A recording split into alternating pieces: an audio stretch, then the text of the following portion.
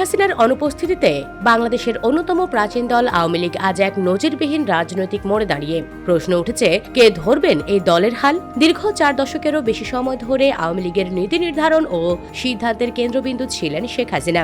কিন্তু বর্তমান প্রেক্ষাপটে দলটির ভবিষ্যৎ নেতৃত্ব নিয়ে তৈরি হয়েছে এক বড় শূন্যতা।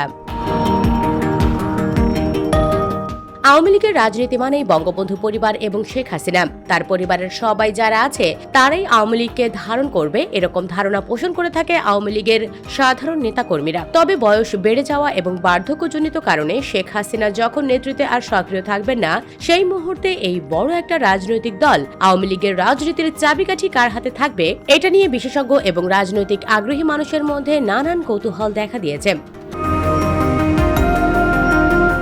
24-এর গণঅভ্যুত্থানের পর এত বড় একটা রাজনৈতিক দলের অবস্থান এখন অনেকটাই নড়বড়ে এবং আওয়ামী লীগের নেতৃত্বে বেশিরভাগ নেতাই বিদেশে এবং আত্মগোপনে রয়েছে। অনলাইনে সক্রিয় থাকলেও বাস্তবে মাঠের রাজনীতিতে আওয়ামী লীগের সক্রিয়তা একেবারে বটম লাইনে চলে এসেছে। শেখ হাসিনার অবর্তমানে তার 2 সন্তান অর্থাৎ সজীব ওয়াজেদ জয় এবং পুতুল আওয়ামী লীগের রাজনীতির নেতৃত্ব দেওয়ার মতো বাস্তবতায় আছেন কিনা, সেটা নিয়ে আওয়ামী লীগের সাধারণ নেতাকর্মীদের মধ্যে এক ধরনের হতাশা বিরাজ করছে।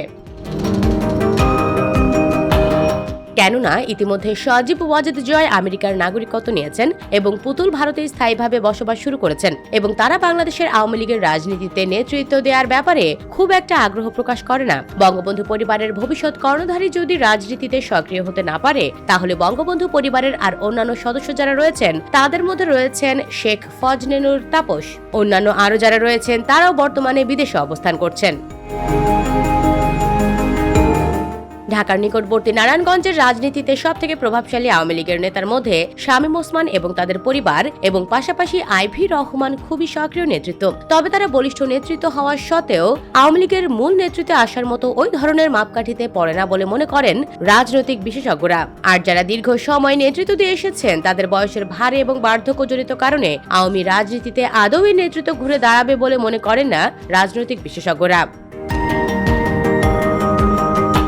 ঢাকার পার্শ্ববর্তী গাজীপুরের প্রভাবশালী আওয়ামী লীগের নেতা সাবেক মেয়র জাহাঙ্গীর বিতর্কিত বক্তব্যের কারণে তার নেতৃত্ব দুর্বল অবস্থানে প্রতিষ্ঠিত হয়েছে। পরিশেষে প্রশ্ন থেকেই যায়, আওয়ামী লীগের রাজনৈতিক ভবিষ্যৎ চাবিকাঠি তাহলে কার হাতে? নেতৃত্বের এই সংকট কাটিয়ে আওয়ামী লীগ কি পারবে নতুন রূপে ফিরতেই, নাকি এই রাজনৈতিক শূন্যতা দীর্ঘায়িত হবে তা সময় বলে দেবে। US Bengal Bangladesh report.